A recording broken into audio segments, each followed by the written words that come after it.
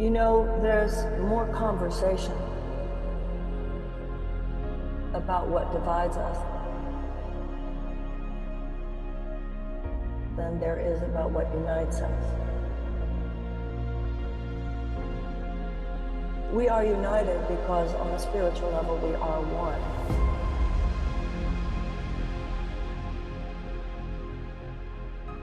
The objective of the organization, We the World, is to facilitate cooperation on a global scale amongst groups and individuals dedicated to implementing solutions to the many challenges we face on the planet at this time. We the World wishes to inspire, inform, and involve more and more people in these solutions to bring about large-scale change.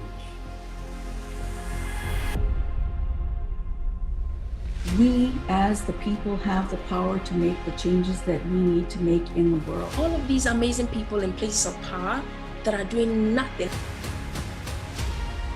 We are horribly handling the coronavirus, horribly handling the climate crisis. People act like it's nothing and it won't affect them, but soon it will. The people who really have that power don't really care. If we destroy all of this, then we'll have no other planet to live on. I want to live in a world where children could look out the window and not see a sea of sadness, but somewhere where things thrive. We're probably gonna have to, evolve. And we can together create important global movements. The earth is alive. Every step we take must be with love and caution. Joining the organization gave me the opportunity to broaden my horizon, to broaden my mind, to open my mind to see that I'm not just the only person in this world. There are other people who live, and see the amazing things that young people are doing.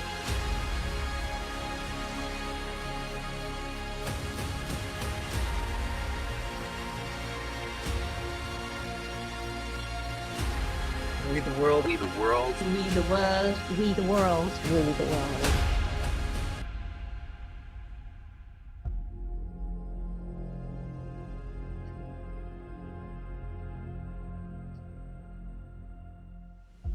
So this movement from a me consciousness to a we consciousness is not just nice, it is the only sustainable option.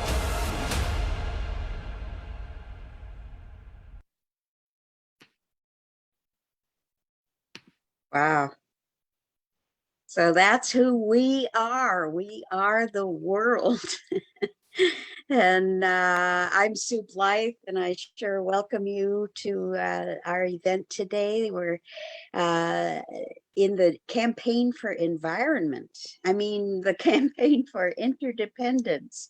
I was going to say I'm the coordinator of the campaign for environment, and for me, this is an opportunity to really feel how the environment and the people, we're all connected, we're all part of one whole. And I know that the human species is really the last one on this planet to evolve. And hopefully we're going to be doing some more evolving quickly, as our little friend said. But we as a species are changing the planet, and we're the first that's ever been able to do that.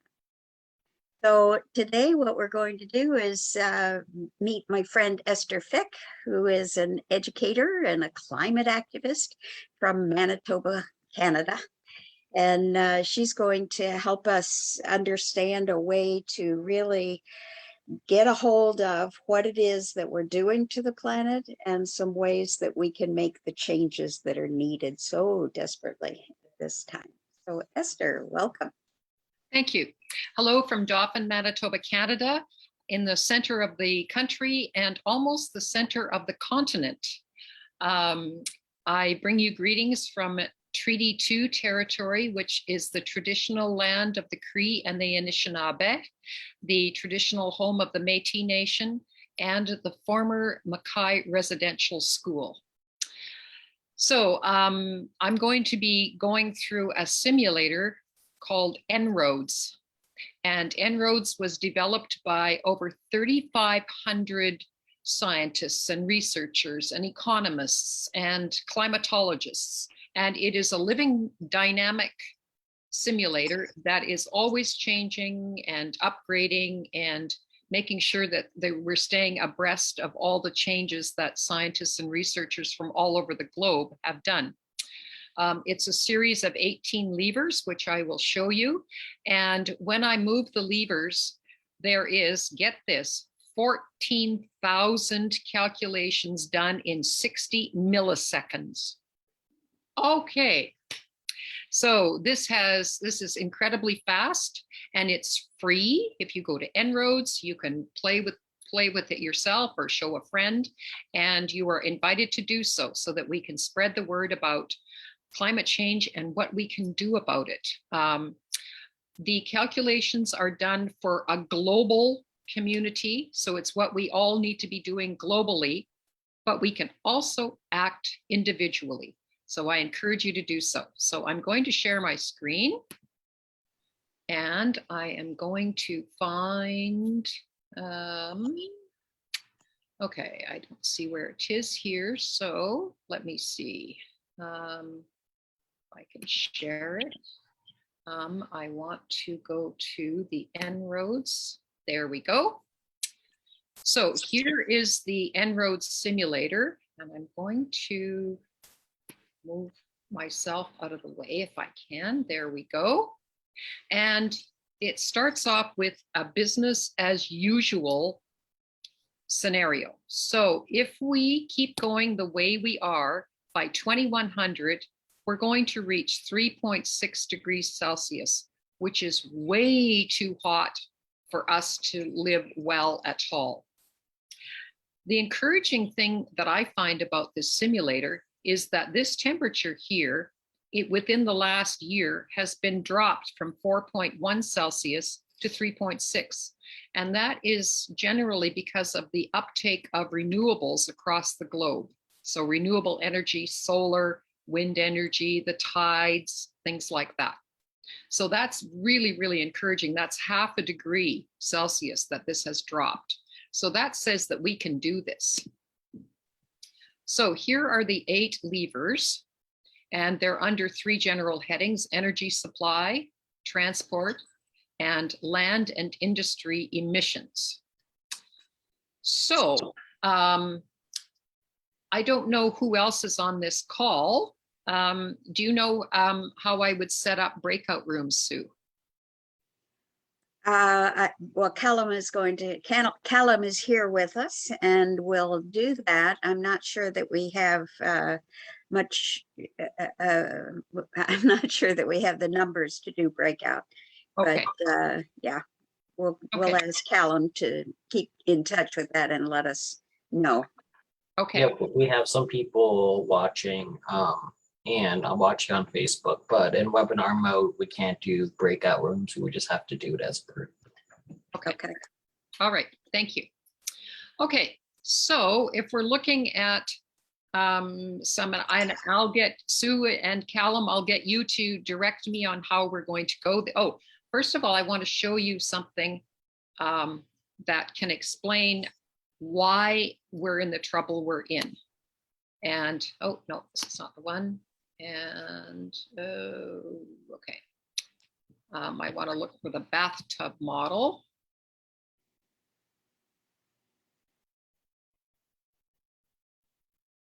Which is on page 14.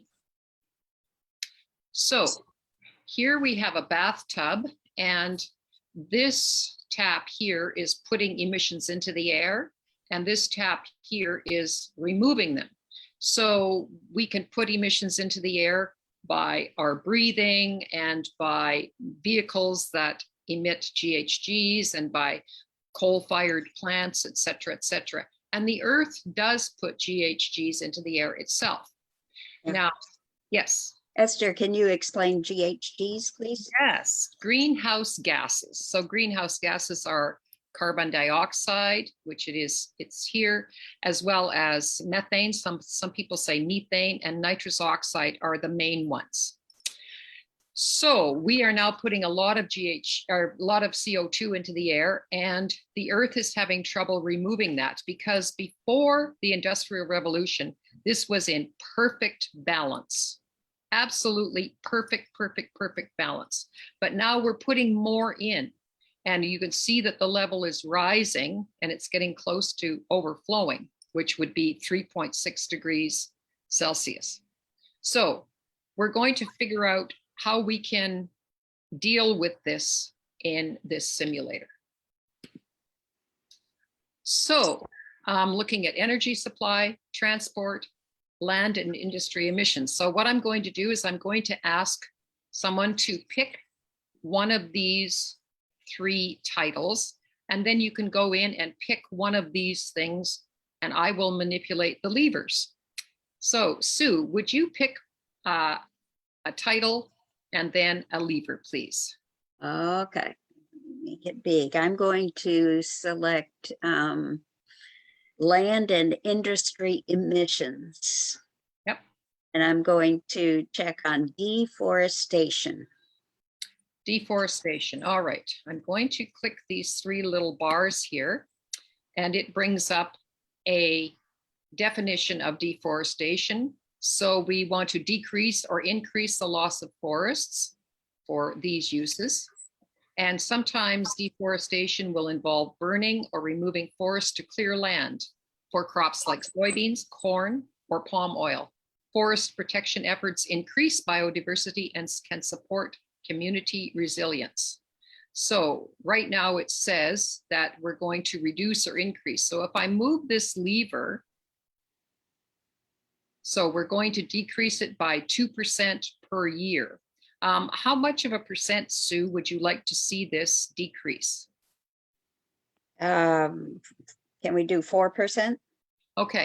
And what is your prediction about how it will affect this? We've already gone down 0.1. What is your prediction about what will well, if we are reducing the deforestation, it will, that in itself will not really reduce much of anything. I don't know. Show me. All right. So down to 4%. So 4.0. There it is. Okay, we're at 3.5. And in what year should we start reducing deforestation? Are you happy with this year? Yeah, please. Okay, so it's 1.1 out of 3.6. So that's a start. Okay. A little bit. Yep. It is a start. Okay. So let's go back to our graphs, and you can see that deforestation, we're going to keep this. Okay. And Callum, can I get you to pick a title, and within that title, one of the levers, please? Let's do energy supply and oil. Okay. So oil, I'll click on this. Discourage or encourage drilling, refining, and consuming oil for energy. Oil is a fossil fuel that is used widely in cars, ships, and planes. It's also used for industry, heating, and electricity. Access to oil has sparked major conflicts, and oil spills can threaten ecosystems and water. So right now, and so if we reduce the subsidies, Callum, what is your prediction about how it will affect the temperature?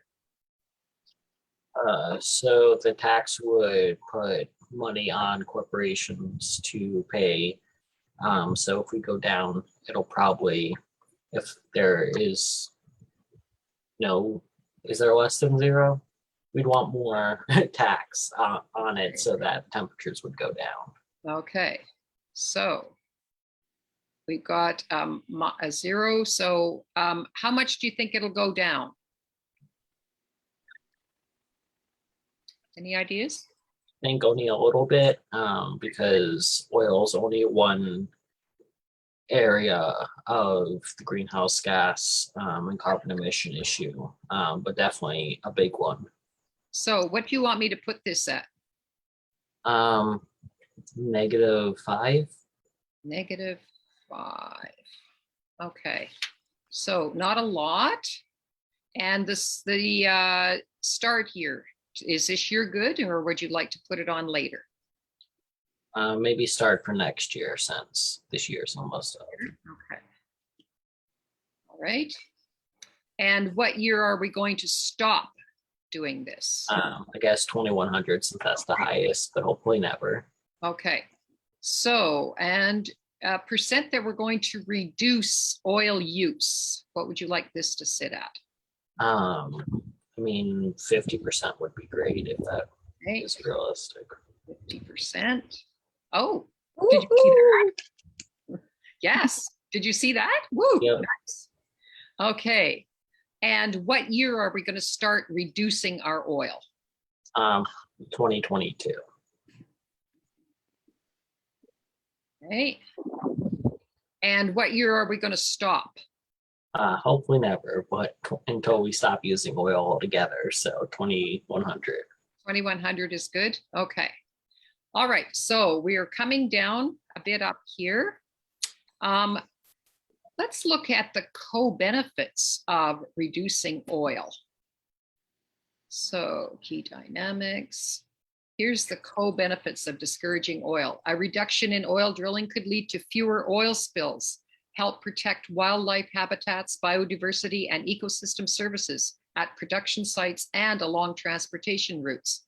It could also reduce economic dependence on oil that can improve national security and lower military costs. Wow. Okay.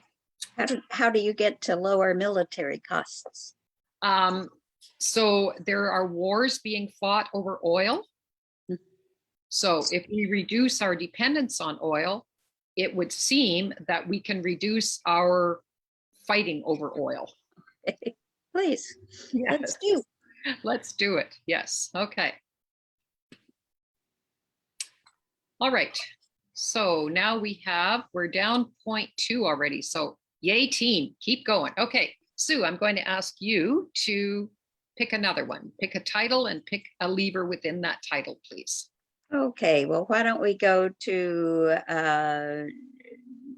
I'm going to buildings and industry. Okay, under transport, okay. And which one? I would like to do energy efficiency. Okay, let's see what there is under energy efficiency. Increase or decrease the energy efficiency of buildings, appliances, and other machines. Energy efficiency includes things like building well-insulated homes and reducing the amount of energy factories use. Energy efficient practices can save money through reduced energy needs, as well as improve the health of people in those buildings. So we have, and how much do you think this will be affected by all of these things that we're going to? Well, there are so many buildings in the world that if we can really improve their efficiency, then I would say it's going to be a pretty significant decrease. And I would say we're going to come down to 3.2. 3.2. All right. All right. So we've got energy efficiency of new buildings. So if we start, so let's say we do 2%. Would that be okay with you? What is a 2% per year increase? I want more, please. You want more than that? 5%. Okay. Will it let me go to 5? Yes. Did you see this? Think big. Look at that. Yeah. And what year are we going to start? Right now. Okay, right. You can always start right now, I think. Yes. Somebody can. That's right. All right. So let's take a look at the rate of buildings and industry that are retrofitting. And so retrofitting means that they're renovating to be more efficient. So we've got it at 5% per year. What would you like to see there, Sue? Want to leave that at 5 too? Well, if we can get it more, that would be lovely. Okay, let's see. 5%, let's go for 10%. Let's go for 10%. All right. So, and that has stayed the same. And That's it. That's what we can do now. Okay, so we're well on our way. Nice. Good one, Sue. Thanks. All right. Callum, can you choose a title and a lever, please?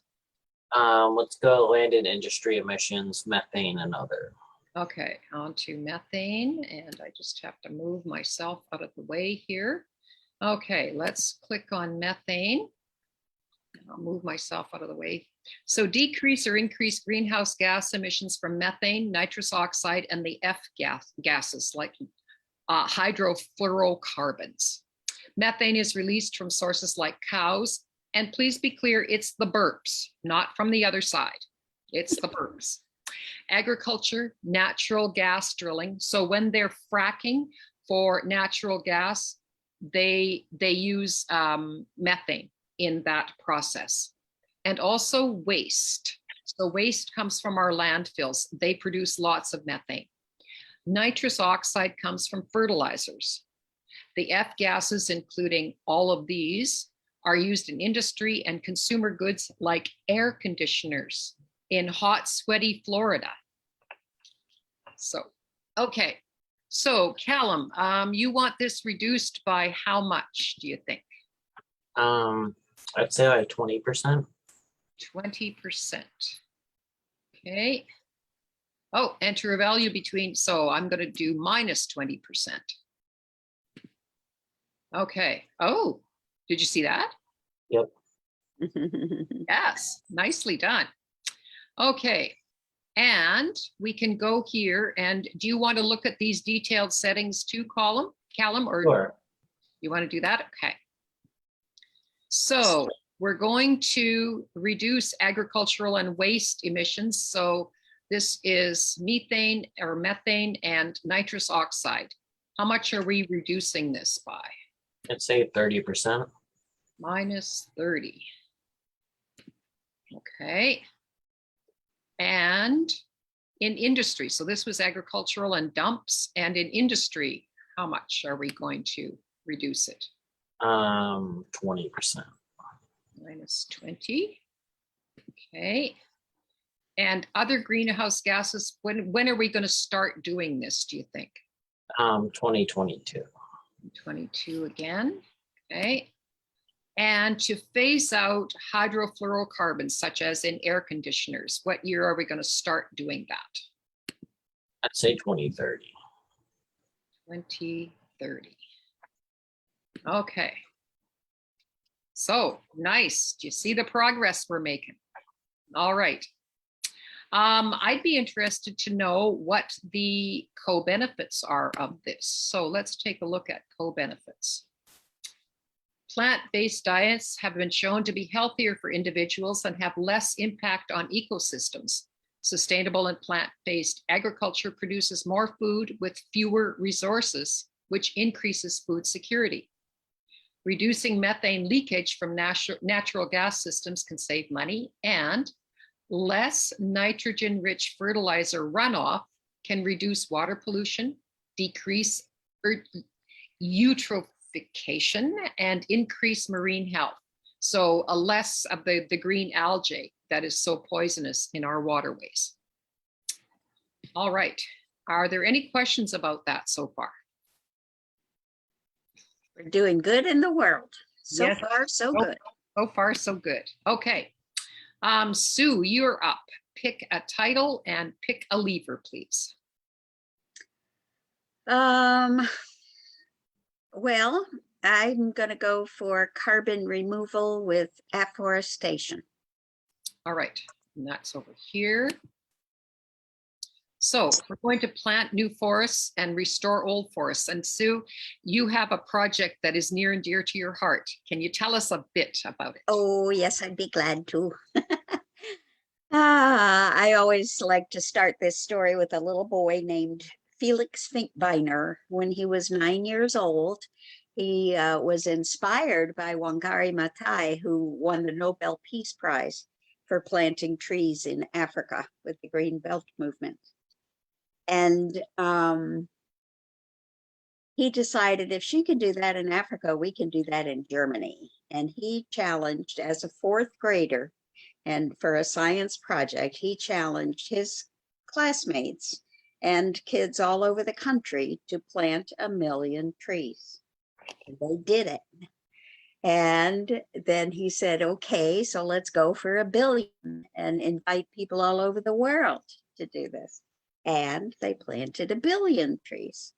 And so he and his little organization that he started, which is called Plant for the Planet, made a big leap to ask, well, how many trees can this planet hold?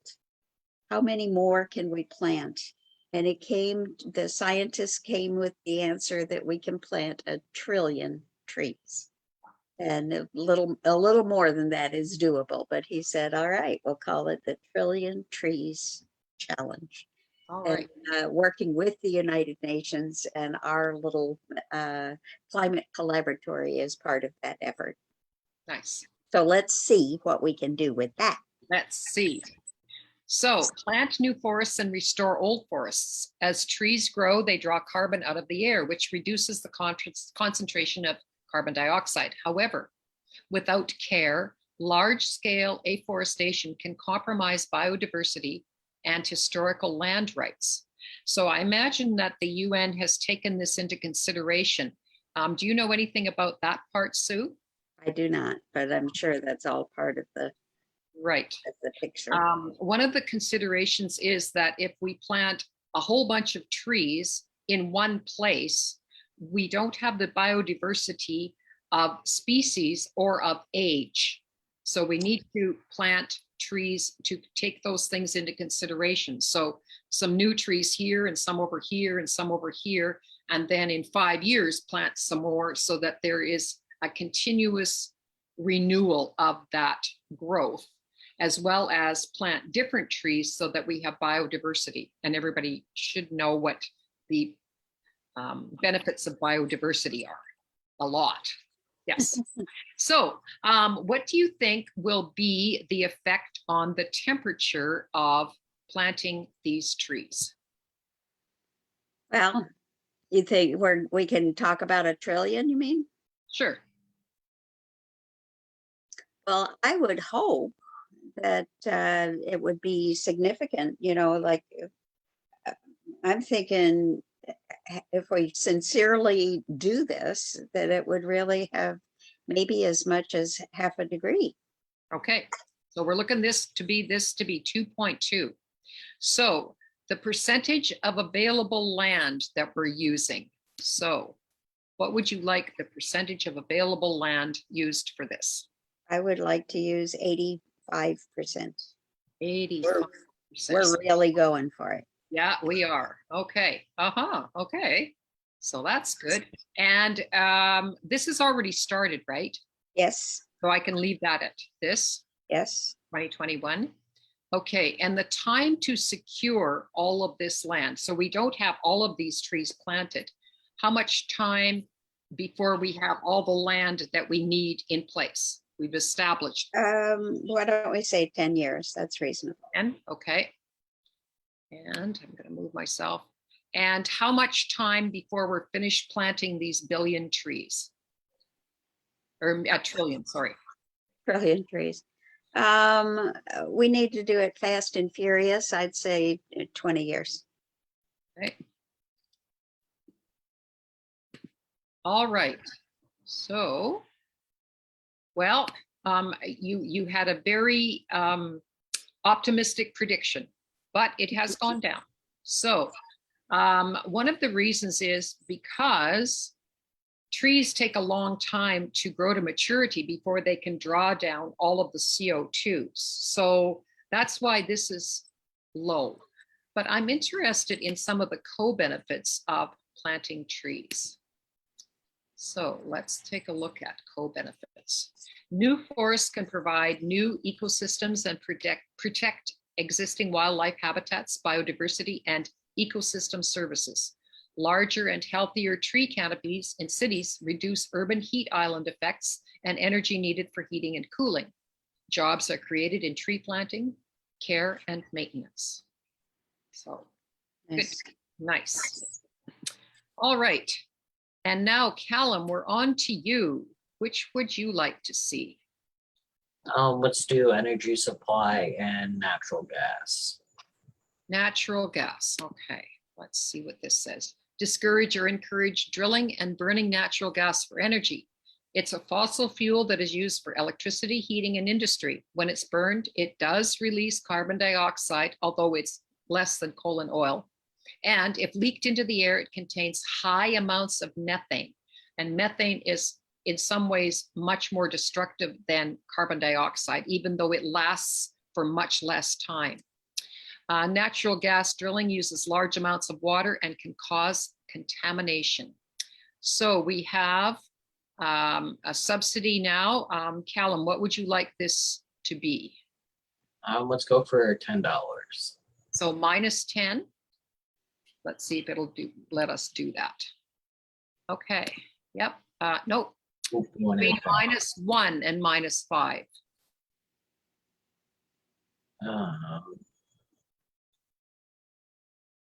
So it's -1, the adding money? Let's see. So this is taxed. And Yep, this is, so let's do like 0.4. say again? -0.4. -0.4. And what do you think the effect will be on this?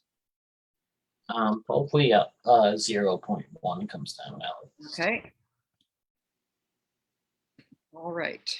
So not much of a change yet. And when do you want to start this tax? In 2022. Okay. And when do you want to stop it? We'll keep it at 2100. Okay. And when do you think this will result in, or what percentage will result in the use of gas? Let's reduce by 50%. Okay.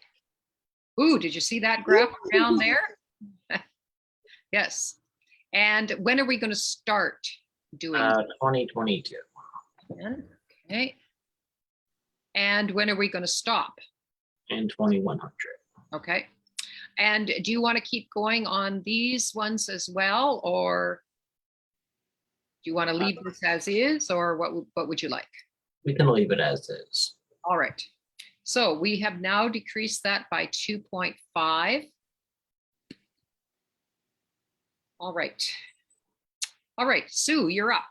What title, what lever? Yeah, I'm just wondering if Callum can identify somebody in our audience that might want to come in to play.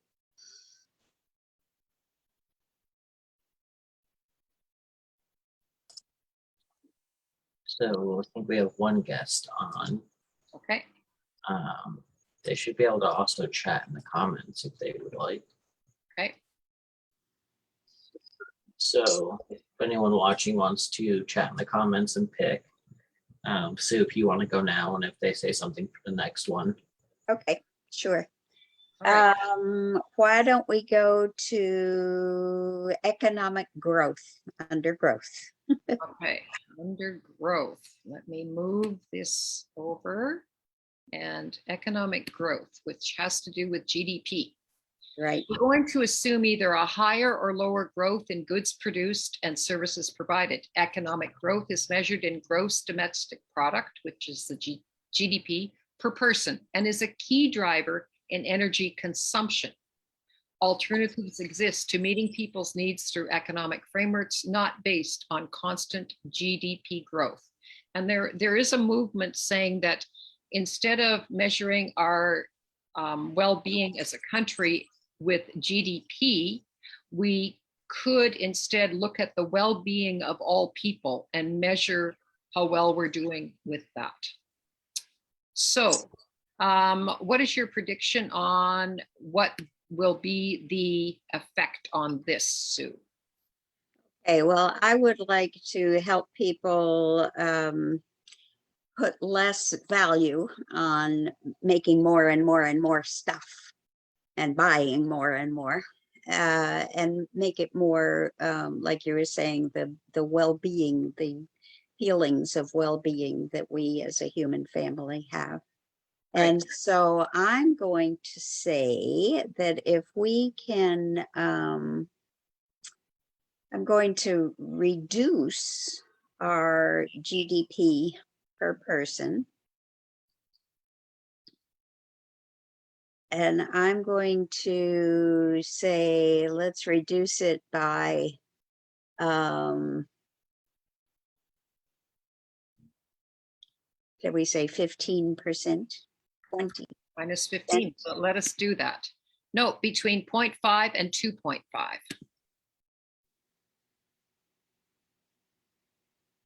I'm not sure I understand why it's that. I don't know. That's just the way that's the rule. That's what they say. So let's say we're going to reduce it 2.0. 2.0. Okay.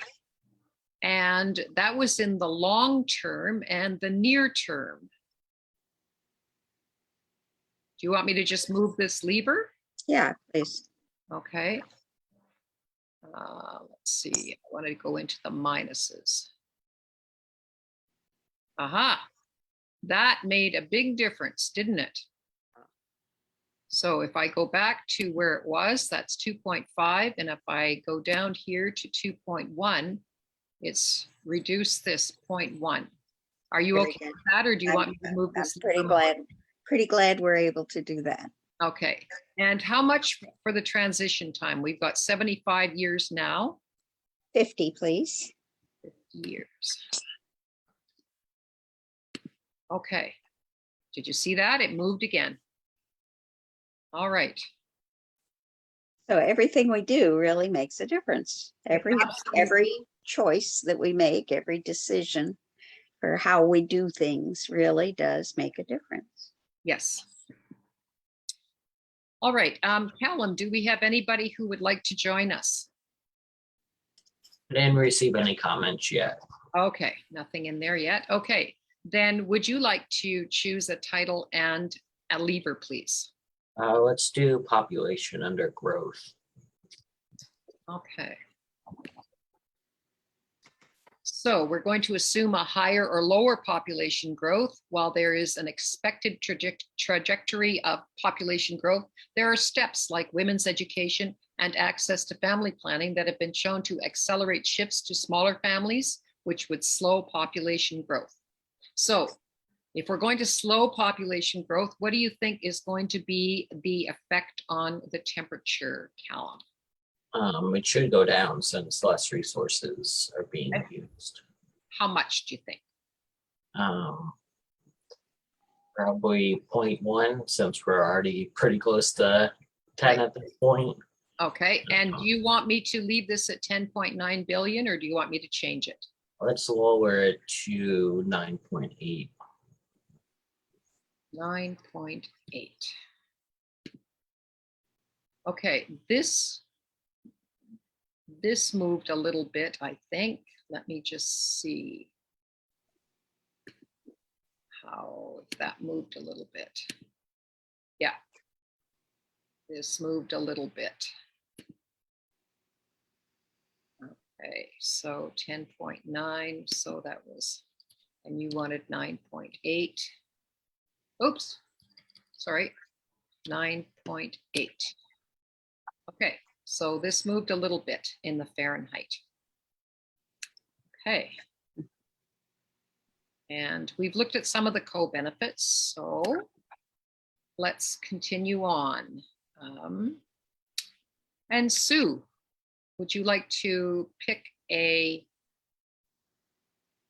Yeah, let's do under transport, energy efficiency. Right.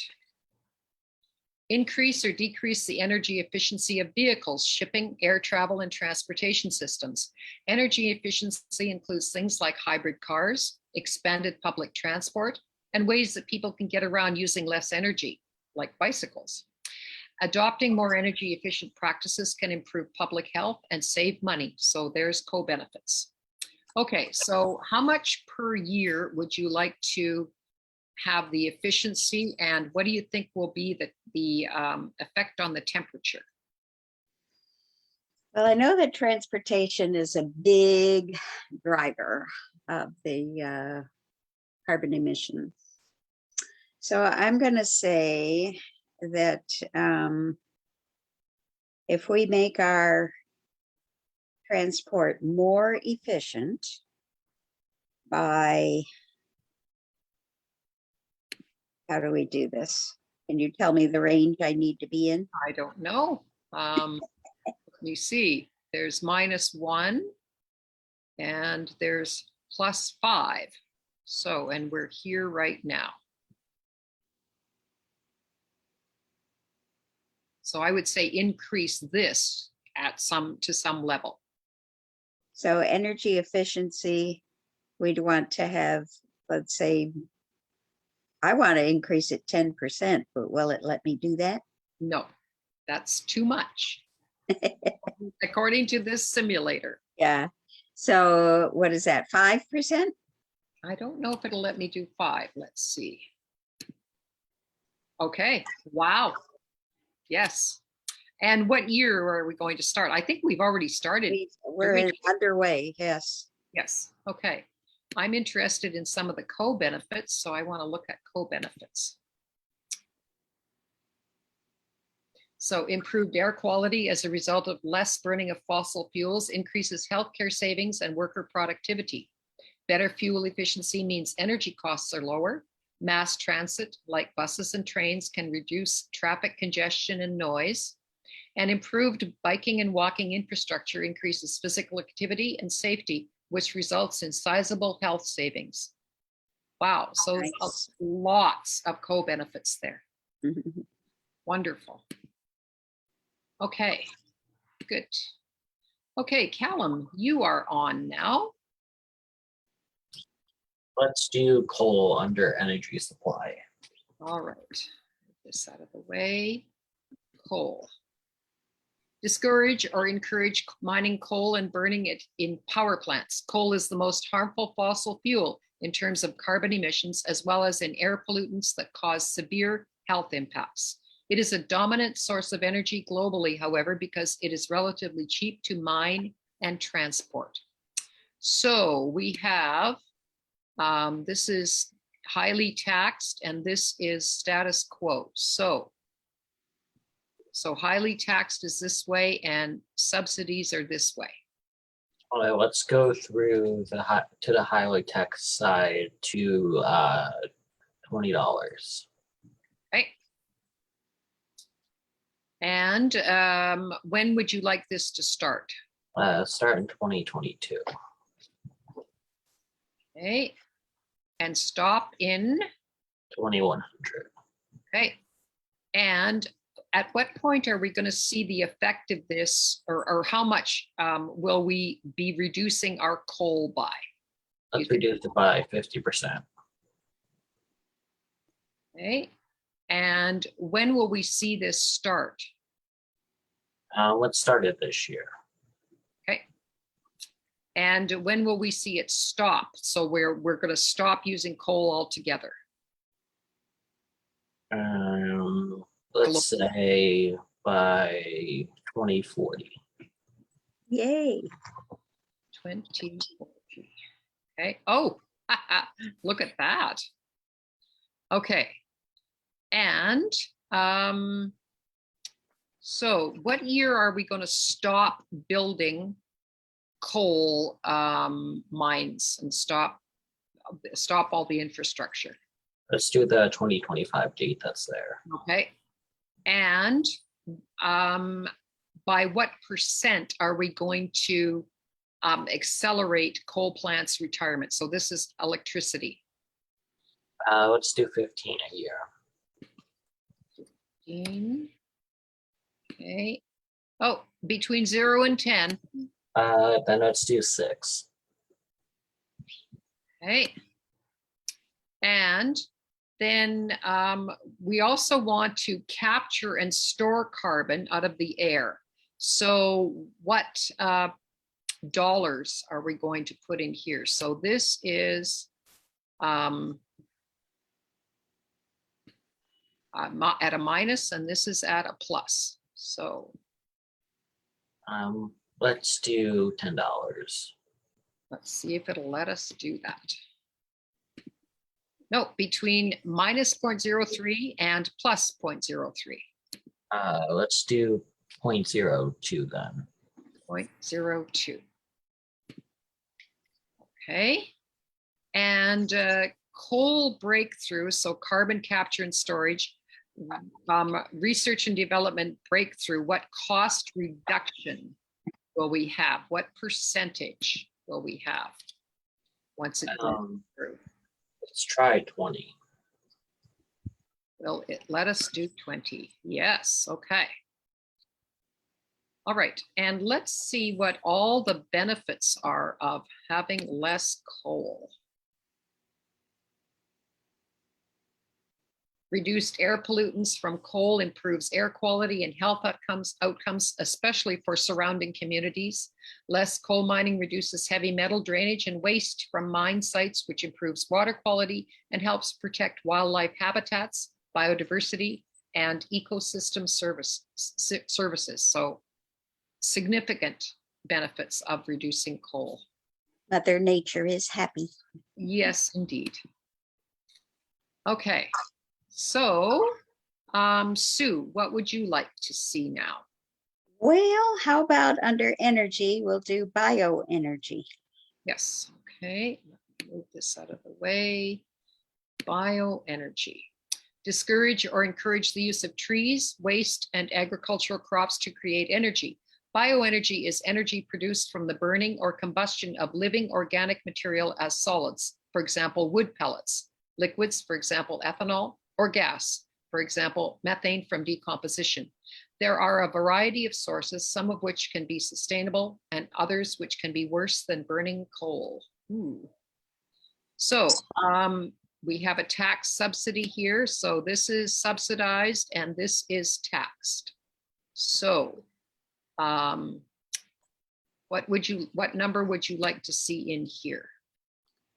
Well, I'm going to provide a subsidy for bioenergy, and I would like to make it, can I do 10%? Okay, and what do you think is going to be the effect up here? Moderate, medium. A 0.1 decrease? 0.1 decrease, let's try that. And I'm sorry, what did you say for up here? 10? Oh, this is dollars, huh? Yes, this is dollars. Dollars. I have no idea what to put it. So it's taxed. Okay. So are you happy with that? Do you want me to increase it or decrease it or? So we taxed it at $10? Yes. But I want to subsidize it at $10. Would that be minus 10? Okay. Let's see. Yeah. Oh, wait, that's going backwards. My thinking is backwards. Okay. So back over to here. Yeah, I definitely want it to come down. Yeah. Not up. Okay. Yeah. So you have, because it puts GHGs in the air. So that's why we want to tax. Oh, I see. So it's not, okay. Yeah, because when we burn wood, it puts GHGs in the air. Okay, got it. Okay, and what year do you want this to start being taxed? Might as well start today. Okay, and stop it in. So at what point will we not use any of this for fuel? Well, if it's a bad thing to do, and I'm sorry, I really was not understanding. But if this is something we want to stop, let's stop it by 2045. We'll stop it for the UN's 100th anniversary. All right. How about that? Okay. So, and you see that this went up 0.1. Because? Because it's, we're still going to be burning it for 45 years. Well, then let's do it at 2030. Okay. We can only afford to do that for 10 years. Okay, 2030. 9 years. Okay, it's still stayed the same. Maybe we need to go, aha. Okay, so if we, Yeah, I okay. think if we put an earlier time on it, it means the tax will stop then, and we won't be Right. charging on it anymore. Right, right. So, so what year are, so if we have to stop this at around 2060. Are you happy with that, Sue? Oh, no, so let me I guess so. Let me do a little bit more. There, at 2064. Oh, it's still the same. Okay. I'm trying to get it. There we go. Okay, 27. I'll take that. I'll take that. Okay. Sold. And the research and development breakthrough cost reduction. So once we get this so that we can capture all of the carbon dioxide, and then we get a reduction in the cost. What do you think the reduction in the cost will be once we can capture all the carbon dioxide? So Callum, if you're understanding this better than I am, maybe you can estimate something. This is boggling my mind. Let me move the lever. Oh, see, that has gone up again. So if we leave it at 0, this stays at 1.8. Okay. Well then, let's leave it there. Okay then. And the breakthrough year is 2030.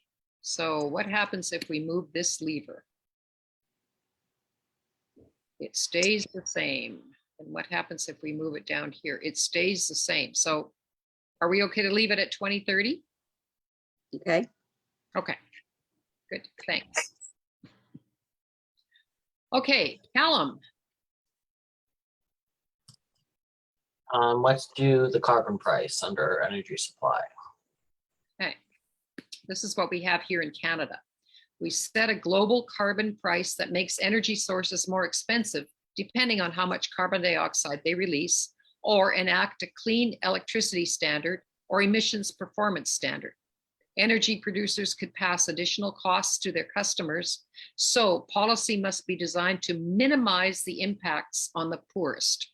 So in Canada, starting next year, we are going to get 2 checks a year, everybody, even if you don't have a car, you're going to get benefits from the carbon tax. So 90% will go back to people and 10% will go towards green power, renewable resources, that kind of thing. And they will go to also to hospitals and municipalities and universities and schools who are corporations, so they won't get that tax. So they'll have to pay the tax, but they don't get anything back because they're not individuals. So that 10% will be distributed to them to help them offset the costs. So how many dollars a ton would you like to see this? To 45. 45. And what do you think is going to be the effect on the temperature? Hopefully it'll go down by at least 0.1. 0.1, okay, 45.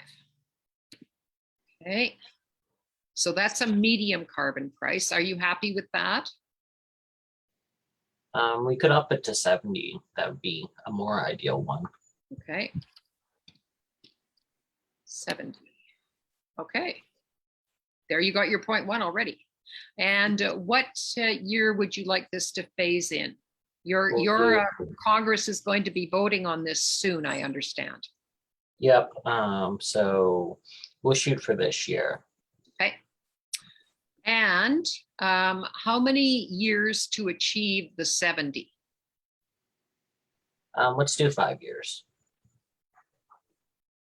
Okay. And the final carbon price. So let's do 150.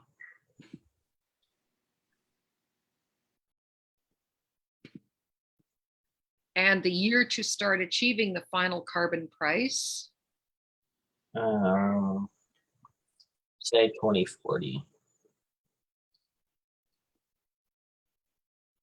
And how many years? So that's going to be 19 years, right? Yep. So let's do 5 years for that too. Okay. So then this will be, yeah, okay. And okay, sources that qualify as clean electricity, so nuclear for sure, and some renewables. And do we want to go into these details, or are you happy with this? I'm good with that. All right. All right, Sue, you're up. Well, we're at 1.7. I'm proud of us for getting this far. I would like to get it below 1.5. Yes, please. And so, and where are we right now in terms of how much has our temperature, how much warmer are we than we were pre-industrial? Oh, write this in, I think we're at either 1.1 or 1.2, if I'm not mistaken. So 1.5 is still a lot. Oh, it's still devastating, especially for us on the Canadian prairies. Absolutely. Yeah. And in my state of Florida, that will be hard. Yeah. Okay, so let's go to new zero carbon energy supply. We could play this like a Jeopardy game. Right. Discover a brand new cheap source of electricity that does not emit greenhouse gases. Some speculate that such a breakthrough could be nuclear fusion or thorium-based nuclear fission. However, there are unknown risks associated with any new energy supply. So decide when the breakthrough occurs, its initial cost relative to coal, and how long the delays in commercialization and scale would be. So it usually takes a very long time to build a nuclear plant, for example. So the new carbon breakthrough. So we're at the status quo is here. So if we move this lever, it won't move. So what do you think the effect will be on this temperature? Well, if we don't move it, it won't do anything. Let me see if I can move it somehow. What do you want me to put in here? I don't know what it's measuring. What are we counting there? Says one new breakthrough. I'll tell you what, I will put in what do we call it? The nanotech chlorophyll solar paint. Okay. That's what we're inventing. Okay.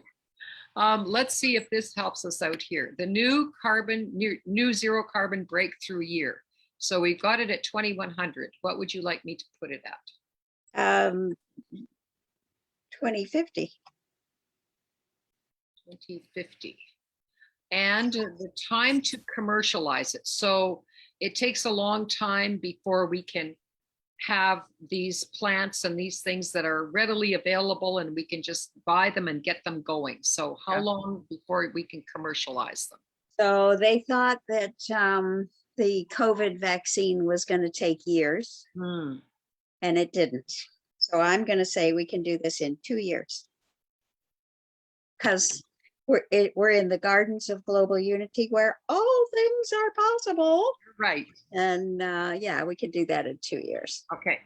Now, right now it's saying it's twice the cost of coal. What do you want this to be? Oh, half the price of coal.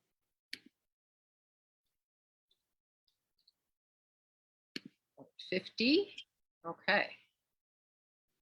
And that's it. So did we do anything? Well, not too much. Not too much. So maybe this needs to be, that happen? No, nothing is happening here. So that's what it was. So, okay. Can't. Okay, that's all I know. Okay. Hold. Okay, Okay. Cameron. Let's do renewables under energy supply. Okay. Encourage or discourage building solar panels, geothermal, and wind turbines. Renewable energy includes wind, solar, geothermal, hydropower, and other technologies that produce energy with little to no carbon dioxide emissions or air pollution. Note that nuclear and bioenergy are considered separately, which we've already done. So are we going to, this is status quo, and this is subsidized, and this is taxed. So do we want to subsidize or do we want to tax renewables? Based on watching the graph, I think we want to tax it. So let's do $20. $20. Between 0.03 and minus 0.03 and 0.02. So I think -2 is what we, or -0.2. Negative 0.2. Oh no, I have to put a 0 in there. Oh, we want it the other way. So okay. So take the negative out. Yeah. I think so. Yeah. And what year will we start doing this? We can start in 2022. Okay. And what year will we stop? 2100. Okay. And what year will research and development? Okay, so no, not what year. How much will research and development breakthrough cost reduction be? So let's see. I don't see any changes in here. Seems to be slightly going up the board percentage, but not too much. So we'll leave it at 0. All right. And what year? 2025. 2025. Okay. And how about the storage R&D breakthrough cost reduction? How much do you want to put in here? We'll try 20%. Let's see if it'll let us do 20%. Okay. And the storage. So this is storing electricity and things from solar or wind or geothermal. What year will it become cost efficient to store it? Let's do 2027. 27. Okay. So we didn't see a lot of change here. Alrighty. So Sue. I'm looking for what we have left. What's left? We have electrification under transport. Yeah, and we have these, yeah. So transport electrification. Increase purchases of new electric cars, trucks, buses, and trains, and possibly even ships and airplanes. And I have seen that there are ships and airplanes that are in development right now. Using electric motors for transport helps reduce greenhouse gas emissions and air pollution if the electricity is from low carbon sources like solar and wind. So what percentage of the new transport should be electric? So when you're building a new car or a new boat or a new airplane, what percentage should be new? 75. 75.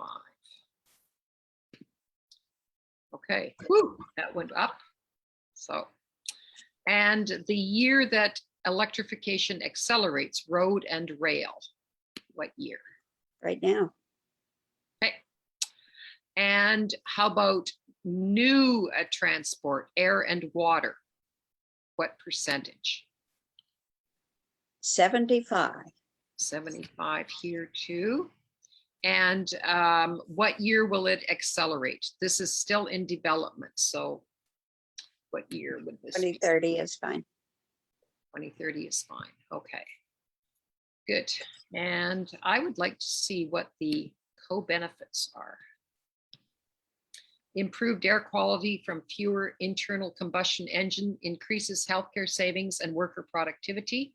Jobs are created in the manufacturing and sales of electric batteries and engines. And these electric batteries are getting more and more and more efficient as we go along. So Okay. we're still at 1.7. We are. That's too high.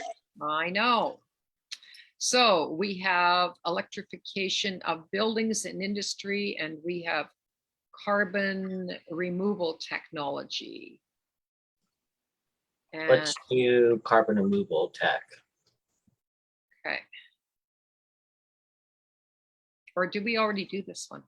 It's highlighted there. I think electrification is the only one left, right? Nuclear. We haven't done nuclear over there. Right, nuclear. Sorry, call it Callum. So nuclear or electrification.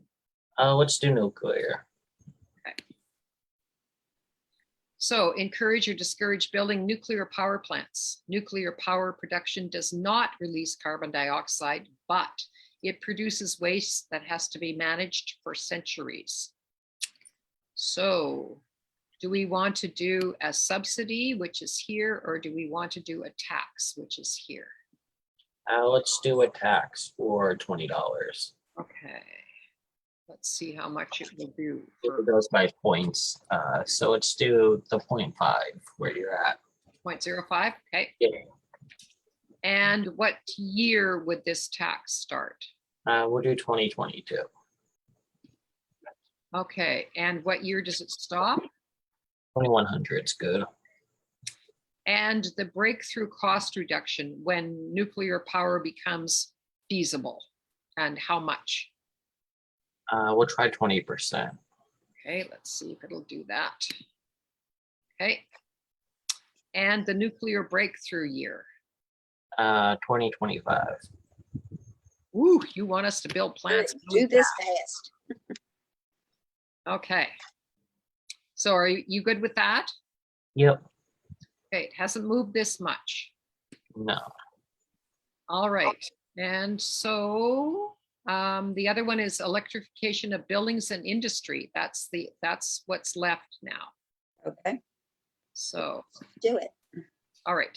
Increase the use of electricity instead of fuels like oil or gas in buildings, appliances, heating systems, and other machines. Using electric motors only helps reduce emissions and improve air quality if the electricity is from low carbon sources like solar and wind. So what percentage of new buildings should be electrified when we build new? And I don't know what it will. So we could put a bunch in here. Try 60%. 60%. Okay, this went down here. And the year electrification of buildings and industry accelerates.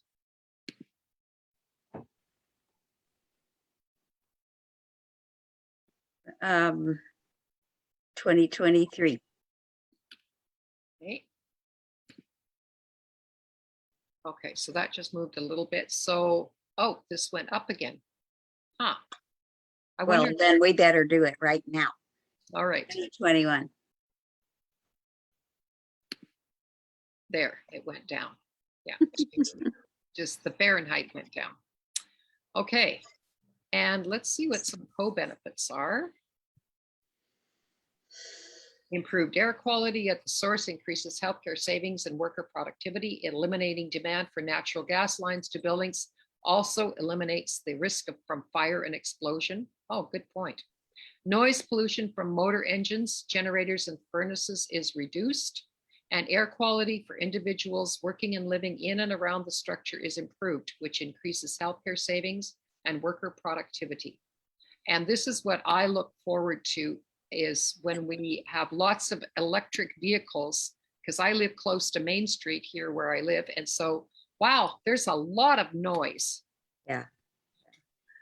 So that's what I look forward to. So we have done all of the levers. But we need to do more. Yep, we need to get it below 1.5. So what can we do? Where can we look?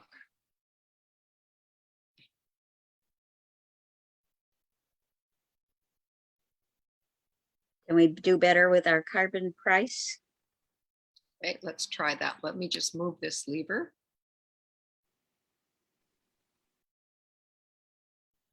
Okay, 1.6, and I'm looking at how much this is. So that's at $246 per ton of CO2.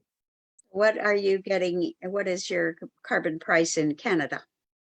It is $30 right now, and it's supposed to go up $10 a year for a while, and they didn't set a time when that would stop. Mm-hmm. And if the Conservatives get in, they said that they would stop the carbon price. Mm. So we'll see how that works. So this is at 1.6. Where else? Callum, do you have an idea of where we could go now? I'd increase the tax on coal. Okay, let's try that. Very highly taxed. So it didn't move it a bunch. Okay. Are we not doing anything with oil? It didn't. Okay, let's show see. anything. Let's see what we can do with oil. Very highly taxed. Okay. Didn't move it a lot at all. Just move this one down a bit, 0.1 Fahrenheit.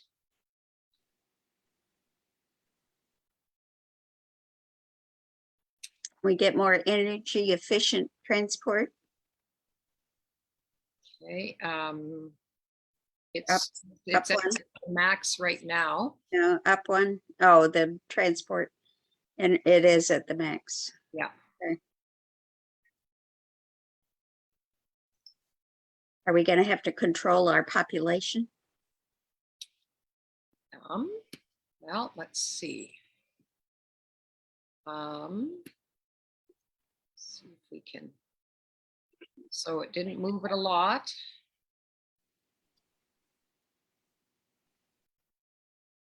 We're at status quo on economic growth. That won't do. Right. So do you want me to move this lever? Please. Okay, let's see if I move it this way. High growth? No, we want lower growth. No, it didn't move it at all. Come on, folks. We can do this. Okay, we have subsidized natural gas. Should we tax it instead? Oh, yeah. Come on down. Still left it. Wow. Maybe increase deforestation so it's higher than moderately. Okay. So this moved 0.1.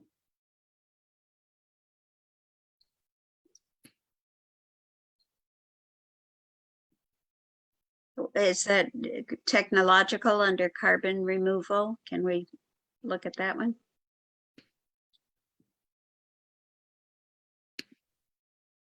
Okay, and let's take off this and see if I can just move that lever. So,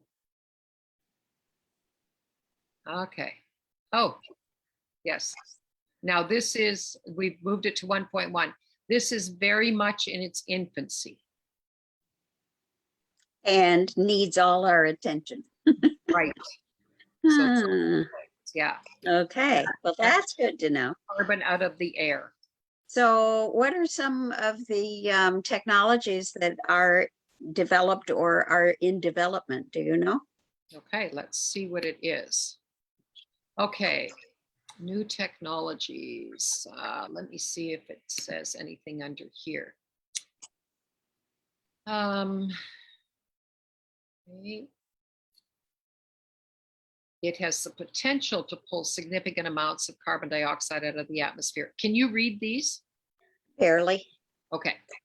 I don't know if I can make it any Yeah. bigger. So what I'm thinking when I hear this, I'm thinking of, like these big artistic artificial trees that have the job of capturing carbon. So it's like it's a thing that people build just specifically to capture carbon, right? Right. And then there's nature-based carbon removal, like agricultural soil sequestration. So that means that we can no longer till the soil in our fields, in our gardens, instead use mulch. And there are people like Dr. Elaine Ingram who have studied this for 30 years who can help farmers do this. And okay, equity. So approaches like carbon sequestration require large areas of land that in some cases could otherwise be used for food production. So we have to think about that. Do you know what BECCS is? So this is carbon capture and sequestration, and I've forgotten what the BE is. And Callum, you're a good guy to do research. Can you let us know what the BE is? Oh, wait a minute, it's over here. So bioenergy with carbon capture and storage. Okay. Okay. Well, that's really interesting to know Yes. that that's really a priority. I guess I thought that that's what the planting trees was going to do, and it would be as significant as this one was, but not so. Right. Yeah. So as long as industry and governments can put lots of energy into the carbon capture, and then we can stop putting GHGs in the air, between those two things, it looks like 1.1. We can do that. We can do that. Let's do it. Okay, so we have a little more time. I would like to talk about how we can use this collaborative storytelling adventure that we're developing in the Climate Collaboratory. Do you want me to stop screen sharing now? Yeah, that would be fine. Thanks. So what we're doing is making a way that individuals can tell their own stories about what they are doing. So Esther, you could have a wonderful story about, I do the En-ROADS workshop, and I have heard your climate story, so it would be really impactful, I think, to start with your eco-anxiety. You want to talk about that just a little bit? For sure. So back in the 70s, I had heard about how the population is having an adverse effect on our Earth. But I didn't really pay too much attention to it. And into the 80s and the 90s, I would hear about climate warming, but I have to confess that I didn't do a lot because I wasn't directly affected. Then in 2018, climate change and the imminent threat to us as a species became not just a looming possibility, but a reality. And I developed climate anxiety and climate grief. And it felt like in my stomach, there was a rat that was chewing and chewing and chewing on me, but never devoured me. And this would start first thing in the morning within seconds of waking up. And it would fill me up so that there were many days that all I could eat was one sandwich in a day. That's it. Because this rat was taking up all the room and chewing and chewing and chewing. And there were times when I thought, if you just killed me, that would be okay. The misery was just enormous. I dreaded going to sleep at night because I knew what awaited me in the morning. It would wane over the course of the day. And the theory behind that is that as we use up energy and get more tired, we're not as alert. So we're not as prone to anxiety. as I said, I dreaded going to sleep because I knew what would happen in the morning. And in 2019, my daughter was part of a group that organized a march at the end of September. And she said, Mom, will you be part of this? Will you help us? And I said, of course. So in Winnipeg, which is the capital of Manitoba, there were tens of thousands of people with placards saying, you know, there is no planet B, and we need to reduce our greenhouse emissions and all of these things. It was most heartening to hear about. And then there was also a little march here in Dauphin. And one of the organizers of the march and my friend Virginia Kale, so Rebecca and Virginia, co-founded Citizens Climate Lobby Chapter in Dauphin. And our main focus is a carbon fee and dividend, which is sometimes called climate income.